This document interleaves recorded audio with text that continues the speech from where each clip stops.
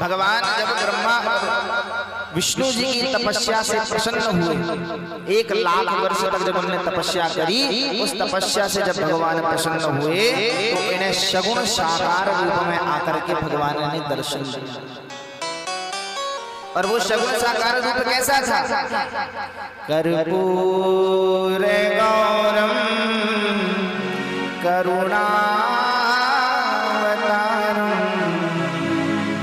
संसार सारम भुजगेंद्रहारम। कैसा था? कर्पूर गौरम, पूरा शरीर जो था उनका कपूर के जैसे गोरा शरीर। कपूर देखा है? किस किसने देखा है कपूर? मतलब लगभग सभी ने देखा है। तो कपूर कैसा होता है? एकदम गोरा होता है ना, सफेद बिल्कुल। वैसे हमारे भोलेनाथ हैं, वो तो भस्म रमाए हुए होते हैं। तो कर्पूर गौरम, सारा शरीर कपूर के जैसे गोरा। करुणावतार, करुणा अवतार है। कैसे है करुणा अवतार? कि अगर कोई दीन इनके पास पहुंच जाए और इनसे प्रार्थना करे कि नाथ हमारा यह काम नहीं बन रहा या हमें ये परेशानी है, तो आप हमारे दुख को हर लीजिए।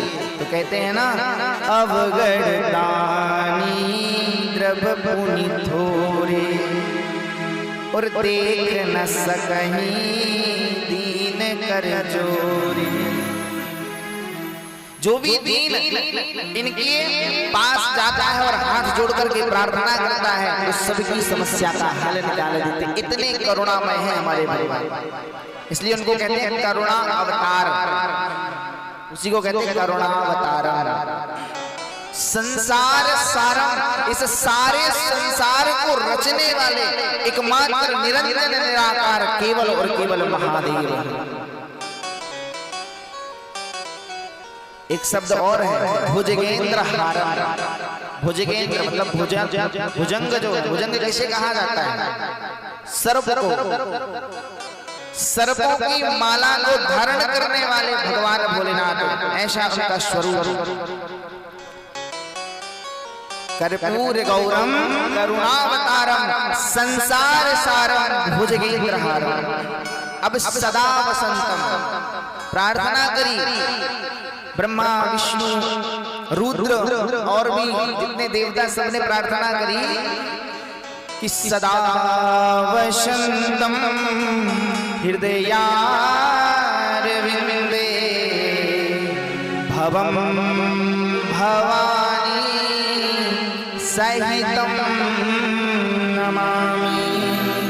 कैसे? हे नाथ, सदा हमारे हृदय में निवास कीजिए, हमारे हृदय में विराजमान रहिए, अकेले नहीं। भवम भवानी सहितम नमामि। हे नाथ, माता शक्ति के साथ आप हे श्याम सदाशिव हमारे हृदय में सदैव विराजमान। फिर मंदार माला कुलिताल काले कपाल माला कित शेखराय। यहाँ कित शेखराय है, चित गेतराय नहीं। कई लोग कर्पूर गौरम में कहते हैं चित गेतराय। चित गेतराय नहीं है, कित शेखराय। कित मतलब चंद्रमा, और जो शिखर पर चंद्रमा विराजमान हो। कपाल माला, कृपाल माला नहीं। कई लोग कहते हैं कृपाल माला, कृपाल नहीं, कपाल माला। कपाल मतलब मुंडों की माला को धारण करने वाला। कपाल माला कित शेखराय। फिर अब यहाँ पे ये मत कहना दिगंबराय च दिगंबराय, नहीं, ये नहीं है। क्या है? दिव्यंबराय च दिगंबराय। दिव्य अंबराय, हे दिव्य मां अंबा। और फिर भगवान भोलेनाथ को कहा है दिगंबराय। दिव्यं बराए च दिगंबराय नमः शिवाय च नमः शिवाय। पहले नमः शिवाय फिर च नमः शिवाय।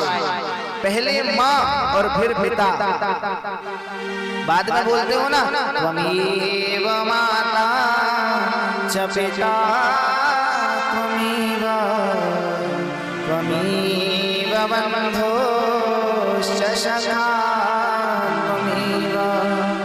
त्वमेव वेद्या द्रविणं त्वमेव सर्वं मम देव देव। त्वमेव सर्वं मम देव। हे नाथ, आप इस सारे संसार को रचने वाले हो।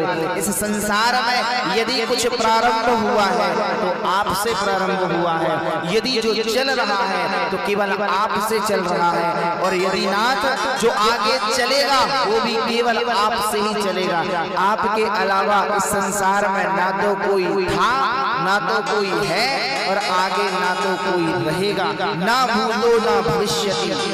एकमात्र महादेव केवल आप ही इस संसार के कारण हैं, जिससे सारा संसार चलता है।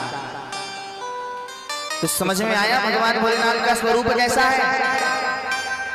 समझ में आया कि नहीं आया? कर्पूर गौरम जो करते हैं, हमेशा भगवान भोलेनाथ और माता शक्ति की प्रार्थना करते हैं उसमें हम।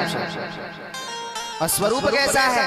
शीश पे गंगा है, कंठ भुजंगा है, कोटि अनंग लजावन वाली, हाथ त्रिशूल है, नासक शूल है, वही डमरू के बजावन वाली, मृग छाल सुशोभित है कटी पे, और भक्तों की लाज बचावन वाले, शंकर की महिमा है अपार, ये दानी बड़े हैं भोले वाले, शंकर की महिमा है अपार, ये दानी बड़े हैं भोले वाले। ऐसा भगवान का स्वरूप है।